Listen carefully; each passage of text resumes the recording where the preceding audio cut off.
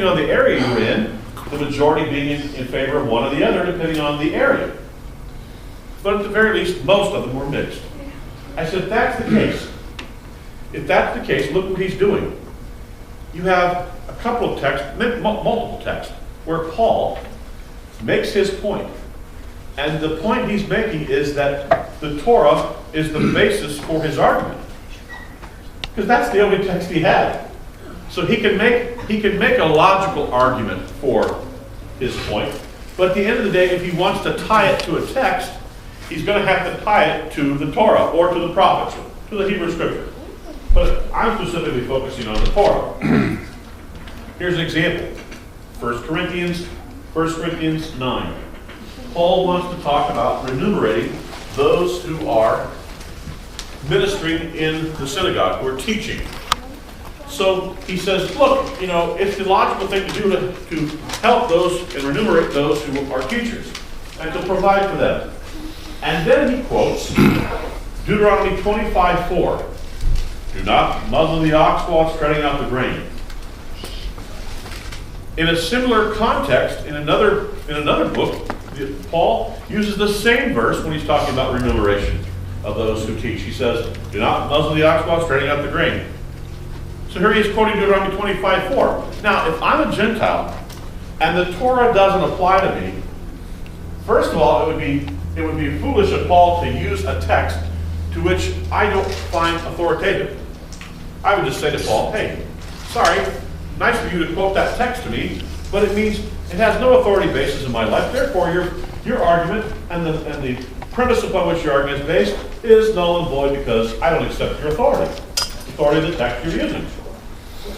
That would be like me coming to this church tomorrow morning, Peninsula Baptist Church, March 8, 2016, coming in here and telling them, I have some truths for you from the Book of Mormon. Some things I want to teach you from the Book of Mormon. Good luck Everybody with in this audience tomorrow morning would say, oh, Brent, that's very nice that you want to talk about the Book of Mormon. It's very nice that you have some wonderful things you want to say and base your... But we don't accept the Book of Mormon as an authoritative text for faith and practice. So why would I use it if I thought that nobody would accept it as an authority base? So why would Paul quote the Torah to mixed audiences of Jews and Gentiles if he thought for a moment that his audience would look at him and say, great, nice idea you have there, nice theory you got, but it means nothing to us because we don't accept your authority basis. We don't accept the text that you're using. It would make no sense. So Paul must have thought that the Torah had at least some authority in the life of Gentile believers, else it would make no sense for him to quote it as an authority text when he's making his arguments. Are you following along with me on that? Yeah. A lot of people say that, and you're absolutely right. My answer to those people is, when you graft a branch into a tree, who changes, the tree or the branch? Yeah. The branch and the tree both get its nourishment from the same root, which is the Torah. Agreed. And here's the interesting thing, though. I would argue this. Here's the two things I think are the two fundamental disconnects. Here they are.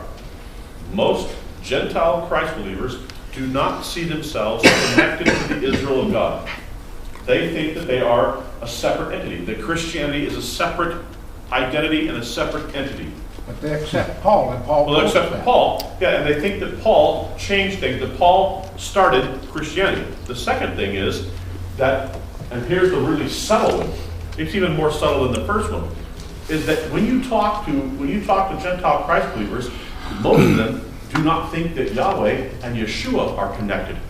When you really push them and say to them, do you understand that this one over here sent this one? They're like, well, yeah, okay, but they're separate. So they're kind of doing their own thing. Jesus is kind of different than Yahweh. So there's this kind of disconnect between that. So the people of God, it's no wonder the people of Israel are over here. Christians are over here. Yahweh is over here. Yeshua's kind of over here, but really what people are, if you want to be honest with it, most Christians, if you really push them, they're really Pauline. That's really who they worship, is Paul. I've had them say as much to me, where they'll say to me, they're practically Marcionite. By that I mean Marcion was a first century heretic who basically said, I want a little bit of Luke, and then all I want is the teachings of Paul. Because they think that Paul is the one who is, here's the term, Paul converts to Christianity. I said to the list, my teacher says, well, Paul, as we know, converted to Christianity. I said, how did Paul convert to something that doesn't exist? How do you convert to something that doesn't even exist? If he's going to start, here's the thing, if Paul's going to start Christianity, how does he convert to something he hasn't even started yet? That doesn't even make any sense. It's the mystery of Romans. It's the mystery of Romans, yeah. So Paul is going to start it over later down here, but he's going to convert to something that he hasn't even started yet. So I caught him, he went, yeah, you're right. Okay, so he did convert. I said, so here's the question. So I was at another meeting, evangelical type meeting, and I said, they started off on the same track, Paul converted. And I said, hold on, whoa. How does Paul convert to something he hasn't even invented yet? If you guys say Paul invented Christianity, he's the one that starts it. How does he? They said, well, yeah, okay. Maybe conversion isn't the right word. All right, fine. I said, but let me ask you this. Here's the question. Was Paul a believer in Yahweh? And they all went. They looked at me like, I said, was Paul a believer in Yahweh in Acts 9? And they all go, I said, hold on. Look what he does. He goes to the temple authorities to get authority to go after the Gentile and Jewish Christ believers. So he's going to the temple. He already believes in Yahweh. He's already a Yahweh believer. He's not a pagan. He wants to go to the synagogues to extract these individuals out because he thinks that they're idolaters. He is about cleaning up something he thinks has become messed up. He needs to snuff out this idolatry that's infecting Judaism, that's saying that this man, this one who is called the Messiah, is God. Paul gets it. And if he's not God, then it's idolatry. They're worshiping a man. And by the way, let's be honest. Yeshua is a failed, from one perspective, Yeshua is just another one who failed in being the Messiah. If all he does is die. I mean, a lot of people came and called themselves Messiah, revolutionized against Rome, and then died. The one thing that separates Yeshua is he resurrects, and he's seen by multiple people. Over 500. Yeah, at different occasions, different people. So that makes him unique in this regard, to say the least. But he's just another failed revolutionary if all he did was came, preached a nice message, preached about peace and kindness and love and all this, and then died. Other people were doing the same thing. He wouldn't be Yeshua, let's put it this way. Yeshua wasn't the first person that Rome crucified. And he wasn't the last. Okay? That doesn't make him unique. Dying at the hands of the Romans doesn't make one unique. Many people did that. What makes him unique is that he resurrected. Now that makes you unique. When you come back from the dead and are seen by multiple witnesses, then that's the miracle. That's what makes you who you are. Okay? You do it because of who you are, not to become it. But they also checked the scriptures to make sure that he was fulfilling what prophecy had said about the Messiah. Sure, to be sure. And without the Hebrew scriptures, there is no concept of a Messiah. Agreed. There's no validation. No validation. So You have no way to validate a Messiah without the Hebrew scriptures.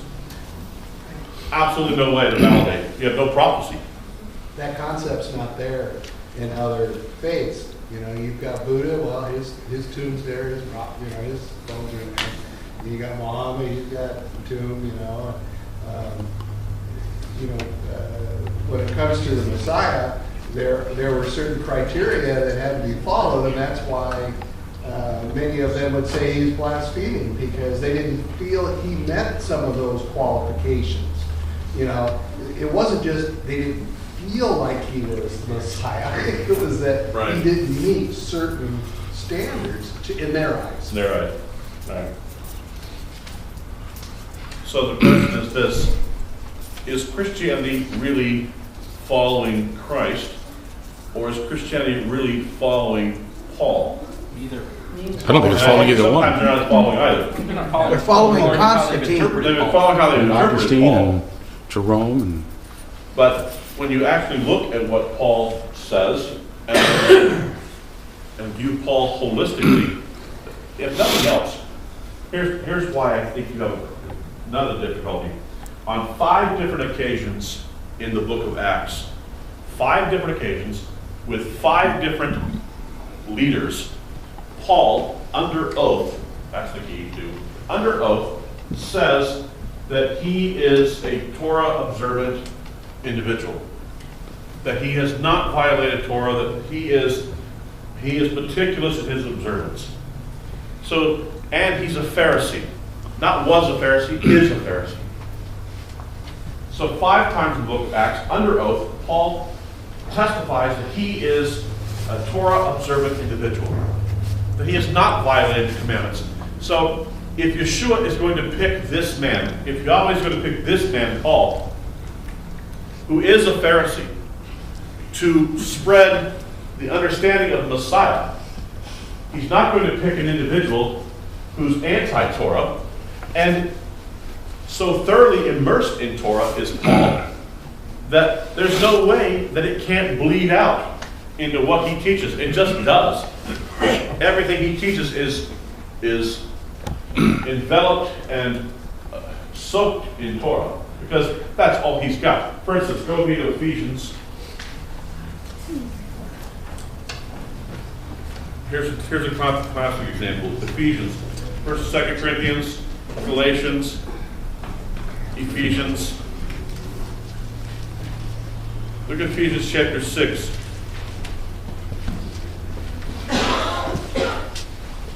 Look at verse 1. This is okay, so what do we have in Ephesus?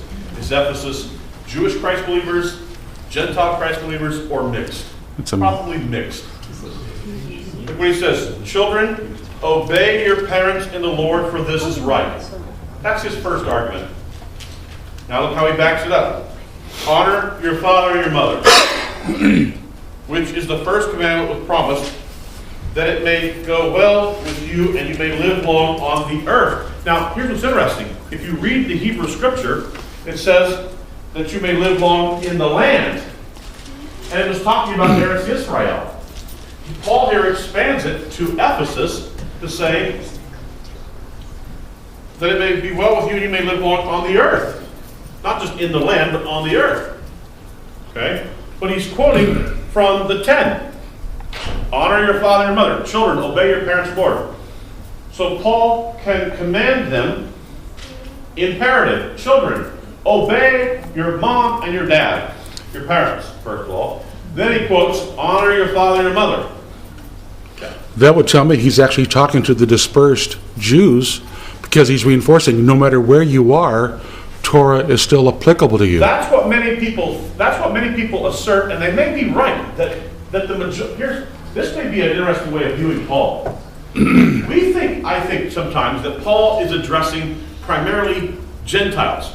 I think that's an assumption. Gentile Christ believers. What if Paul is really, and I think this is the bigger, I think you've touched on, I was going to talk about, the bigger possibility is that Paul is really addressing Jewish Christ believers who are outside of Israel. That most of his issues are really pointed towards them. We tend to think, because we read Ephesus, Corinth, Thessalonica, we read these places, that he's talking to Gentiles. But that's really his aim. What if his aim really is Jewish Christ believers who are in these areas? We know that they are. Yes, hold on. Go ahead.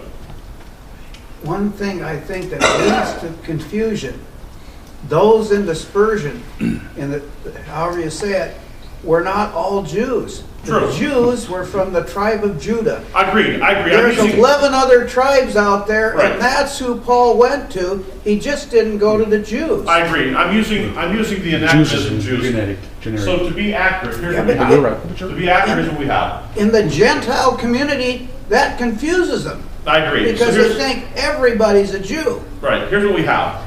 We have in the sons of Abraham, we have Judah. Okay? Then we have, but he's not called a Jew. They're called Ivrit because they pass over, Avar, to pass over. And they're called Yisrael. Now, when we have Saul, David, Solomon, after the split, the northern kingdom is called Israel, the southern kingdom is called Judah. Okay? So, northern kingdom Israel, southern kingdom Judah. The southern kingdom is only 2.5 tribes, that's the Jews. We have Israel and Judah. Now, today, we're lumping all of, we'll say, the state of Israel and call the people Jews. But to be honest, or to be fair to the text, there's only 2.5 tribes that are considered part of Judah, that are considered Jews. The other 11 are, the other 10, what we call the 10 lost tribes, historically, are Israel. Okay, if we're going to be accurate with our terms.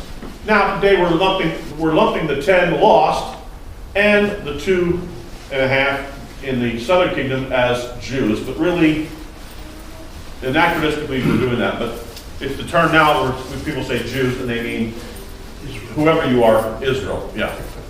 Another thing you got to remember, Brent's going to talk in the book of Esther. Esther is a direct descendant of King Saul. She's a princess from the tribe of Judah. Mordecai was from the tribe of Judah. So the distinction needs to be made because she went down and the tribe of Benjamin saved all the other tribes. Benjamin, they're from the tribe of Benjamin. That's right. Yeah, okay. And they saved the other tribes. Right. All right, so we got to move on. That's good stuff. Good stuff, Just Brent. trying to get you guys thinking. Just get you thinking. All right, here we go. Middle of page 55.